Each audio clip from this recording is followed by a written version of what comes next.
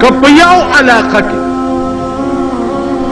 یو غریب د شپې نهره تېره کړه، زما د خدای په ذات قسمي چې هغه ټول علاقه به پې الله جهنم ته لیږي.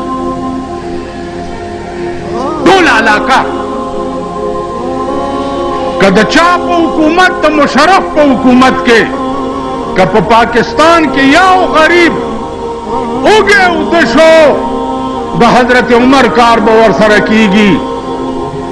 قسم یې وخوړو چې د دریای دجله په غاړه که سپی د تندې مړ شو نو الله به پوښتنه د عمر نه کوي.